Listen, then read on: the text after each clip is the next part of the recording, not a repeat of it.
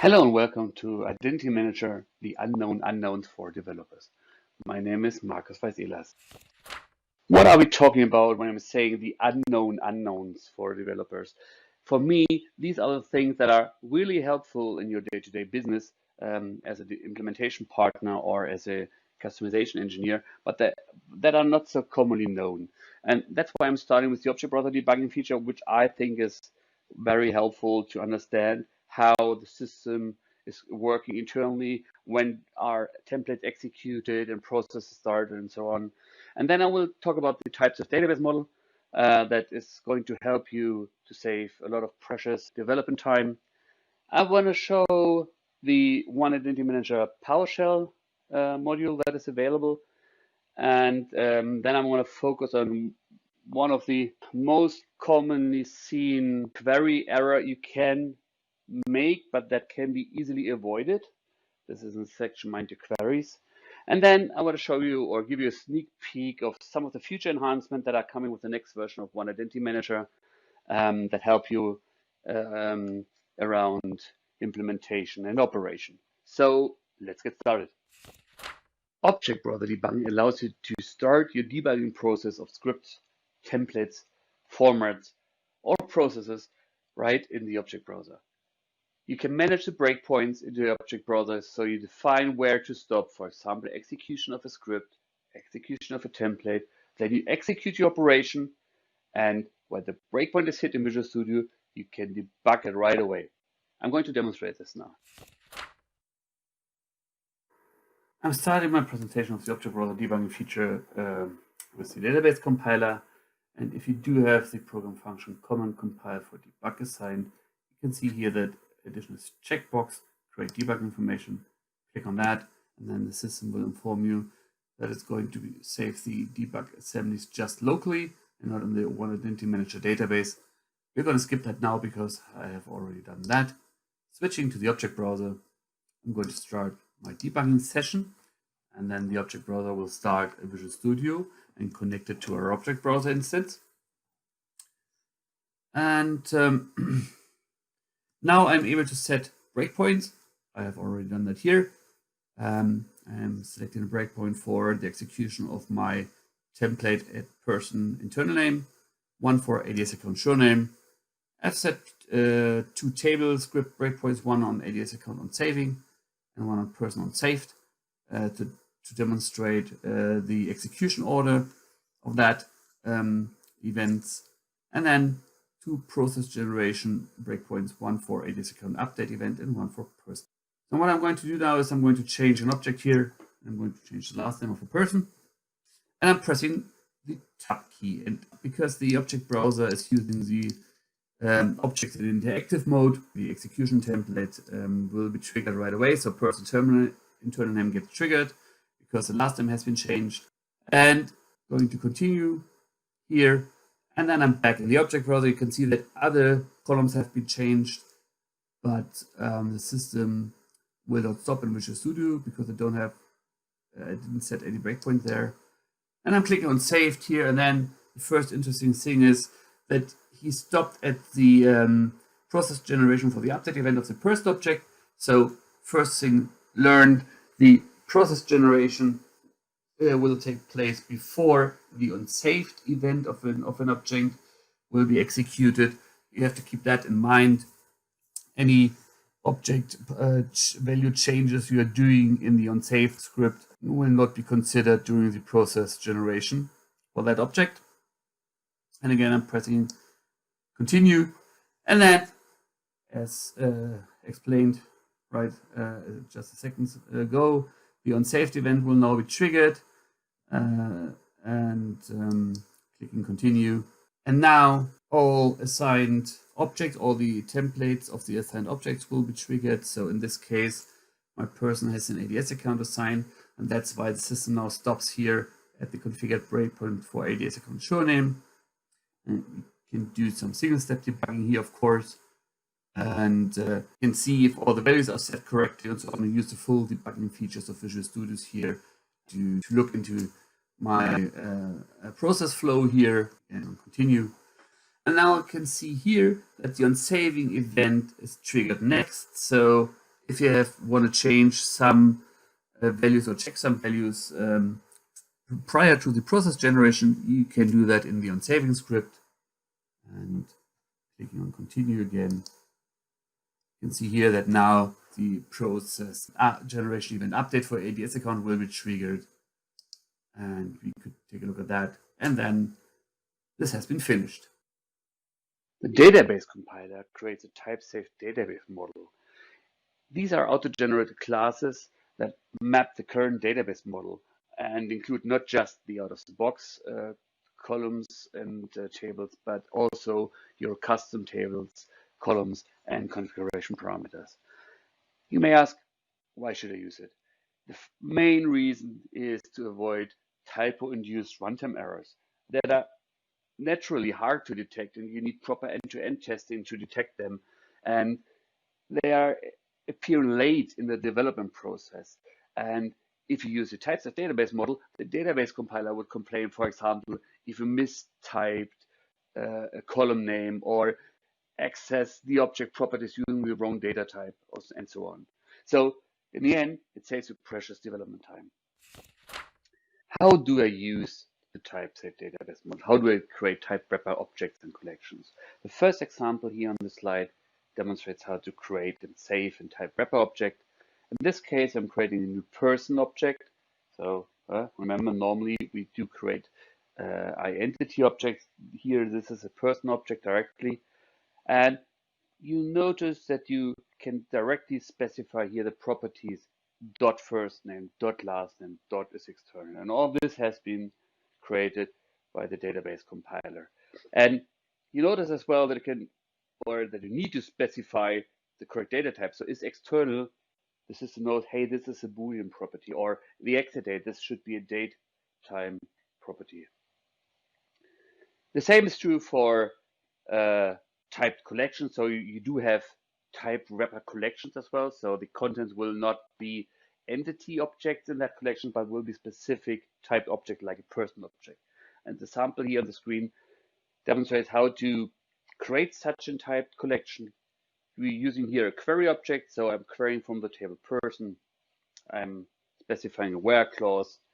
And then, which is the interesting part, I'm creating a collection of person objects here in the second line and not entity objects. And then you can do something. And again, here in the sample, you can see the access using direct properties like p dot is external. And you can see here that you do have access to the entity object that lies beneath that type wrapper objects using p dot entity dot, for example, display here. In that case, you can fetch the display property for this type wrapper object as well. In addition to the type wrapper objects and collections, the database compiler creates what we call a type database model. And these are classes that provide you typed access to table and column names. And the class that is going to be created is called vi.db.model.table. And you can use it to avoid another source of typos in your code, and you can use them for accessing table names and column names. And the first example here shows how to use the table name during the creation of an entity object, and session source dot create new, and then you can see the use of the new class table dot person. So you can't mistype person. Person is maybe a bad example. It's not so hard to spell, but some other tables in One Identity Manager are more likely to be misspelled, so you can avoid that now. The second example is using the column name here. In this case, it's an SQL formatter statement, and the column name can be accessed by using the same table class using table dot person. So the table name dot column name in this case is inactive. You can see the usage here in the SQL formatter string f dot comparison. Another option or another source of typos is the spelling of the configuration parameters, especially when it's a configuration parameter that is deeply buried in the parameter hierarchy.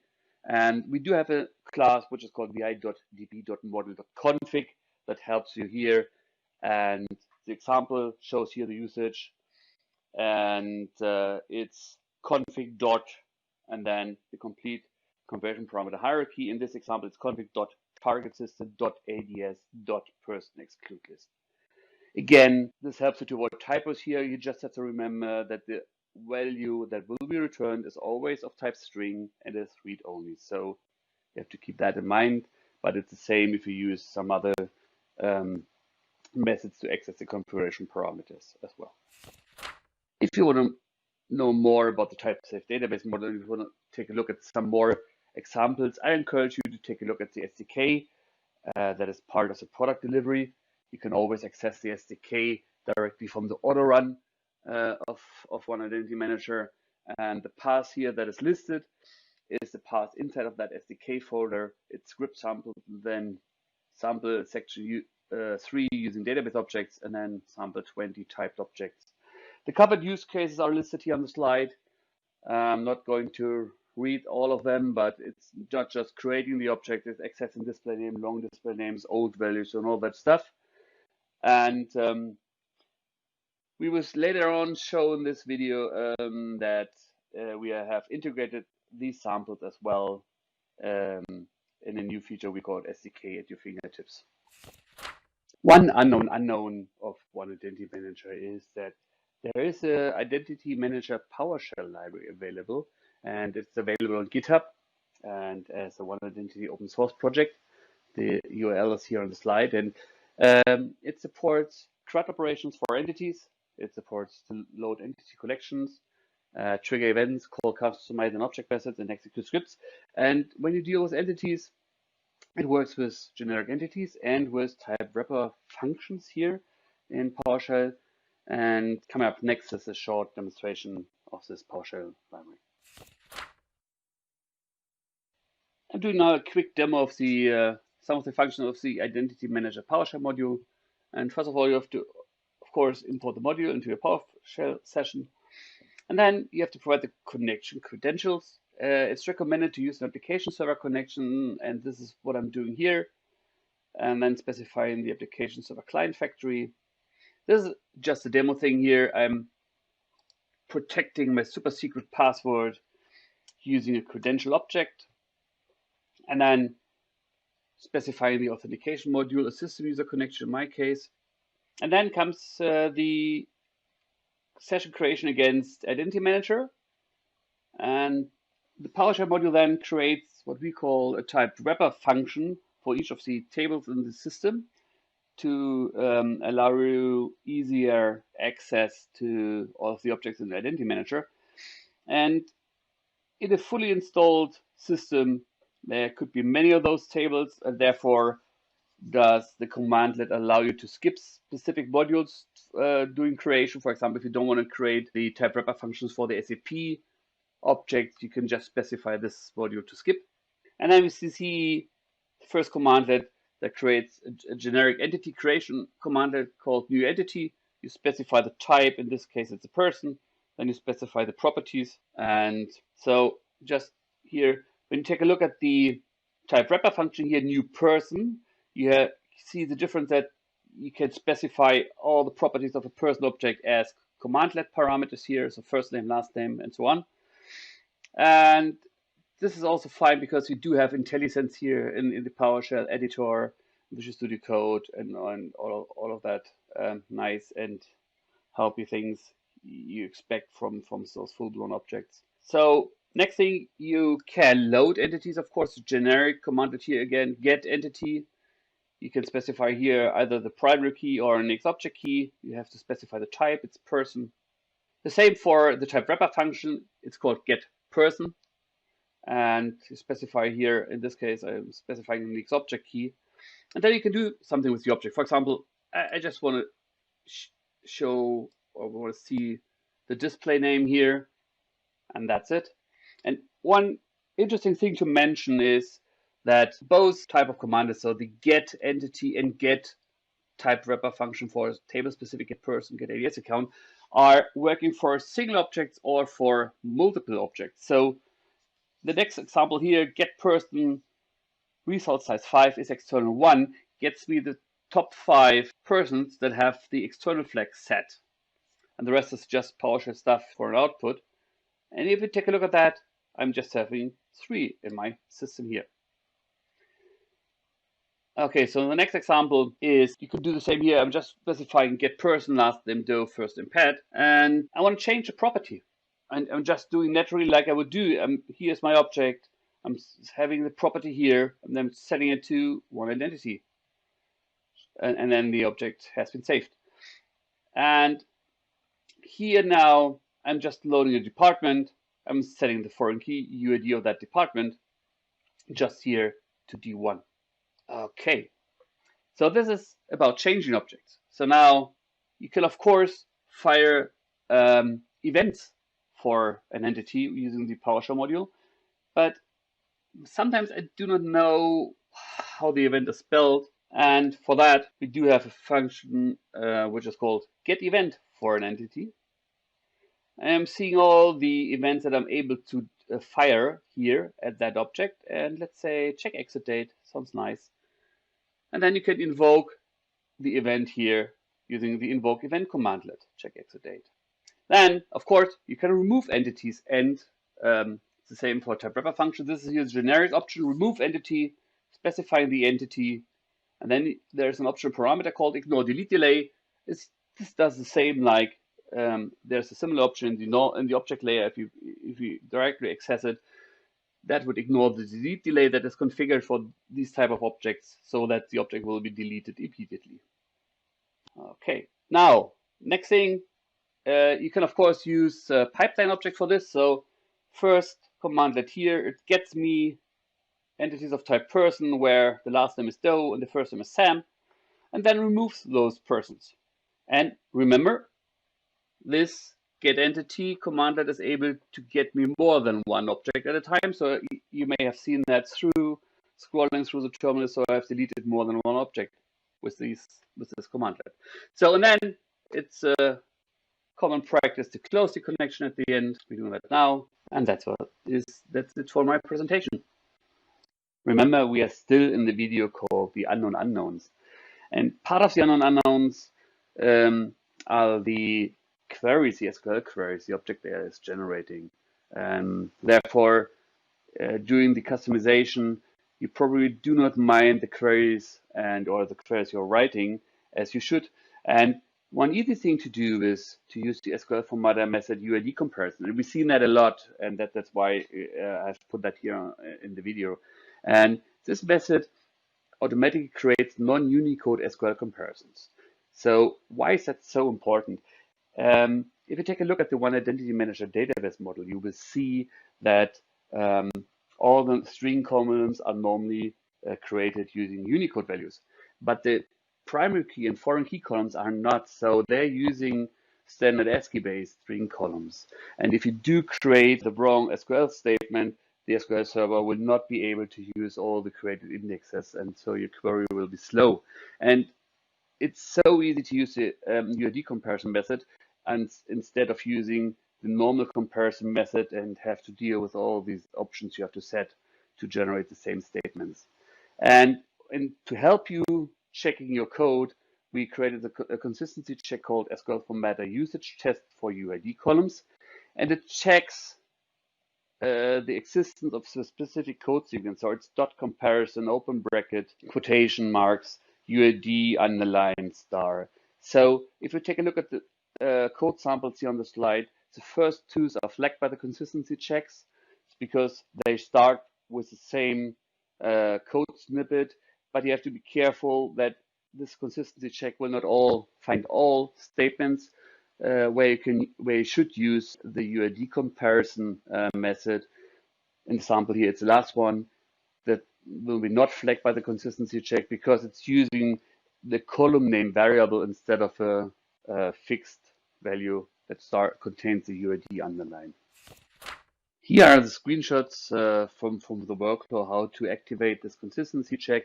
And in the consistency check dialog, you activate the SQL formatter usage test for UID columns, and then you run the consistency check. This is shown on the bottom on the here, and then If the check finds something here, the error message is object CCC underline UID comparison should use UID comparison, and you can click on the object itself, and then you can see the code. And here it's in Dialog script, and the samples that are generating the messages here, the warnings, are the same as as shown before. So that's why it's going to be highlighted here. Now I'm going to talk about some little things that are coming in the next version of One Identity Manager around implementation and operation support. First, you will see a demonstration of the new code editor that supports the latest Visual Basic dialects and the C# version we are supporting in One Identity Manager. And the demonstration will also show you the thing that we call, or I call, SDK at your fingertips. Then we will talk a little bit about the REST API enhancement and application server enhancements we are providing with the next version. And then again, a demonstration about the new job queue info and object property enhancement that should help you during the operation of the product. And at the end, I will show a long-wanted Launchpad surprise. For a long time, customers asked us if it would be possible to update our code editor to support the latest dialect of Visual Basic, and we're happy to announce that the next version of One Identity Manager, we're delivering just that. In addition, we decided to come up with something we call a complete SDK at your fingertips, and we decided to use the code snippet features we already had in the code editor and the product to do just that. And if you take a look at that here, we restructured the complete code snippets, and we can edit and enhance a lot of these code snippets. And take a look at the object layer snippets. You can see here on the first level, you get the very basics, or create an entity. You can see here the explanations for these snippets, get an entity from the database, save an entity, and so on and so on. But we didn't just stop there. So if we go down one level deeper into collections, we are dealing with specific options that are used very often for get a collection, a page type of collection, getting a count of collection, and so on and so on. And all of these were mostly available on the SDK, on the product delivery, and now all of these samples are here right at your fingertips, and all the samples are using placeholder variables, so you can add, while you add them here to your code, you can replace it and adopt it to your needs, to your variables. And there is a lot of more we hadn't before in the SDK. For example, if you take a look at here at scripts, so if you ever wondered how to define a create assignment request method, or a script that it can use in a create assignment request method, you're here in the right place. You're just clicking here, and then the system creates for you the stub that is needed to be called by a create an assignment, a tshop order method. And the same here. Let's go to SQL Formatter screen. So the more complex SQL Formatter settings here are available as well, like not just in null and or comparisons, but as we have explained before in the Mind Your Query section, the UID comparison that should be used while comparing UIDs, but there are others as well, like a fixed value comparison, foreign key comparisons, and so on and so on, or date difference comparisons. Some things that are not known by everybody, but now they're relatively easily available directly here in the code editor. Now let's talk about the REST API enhancements that are coming with version 8.2. We introduced a new endpoint to fetch the count of a collection only. So up until now, you had to fetch a collection, and then on your client, you had identified the count of objects.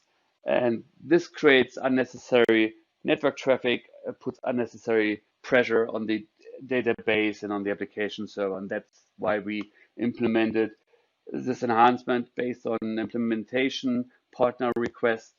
The second is also based on implementation partner request. This is giving the script endpoint the option to return raw results. So this allows you to return pure JSON or pure XML results if you're calling the script endpoint. And we introduced a new body parameter called return raw result for that. And then we added a fault tolerant option to the assignment endpoint, and to be specific, to the assignment add option. And there's a new Boolean query parameter called ignore existing.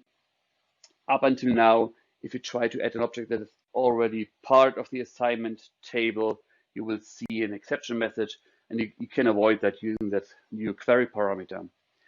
And we add an additional endpoint to set or delete session variables on the API branch. If you remember, this option to set or delete session variables was already present in a different path of the application server.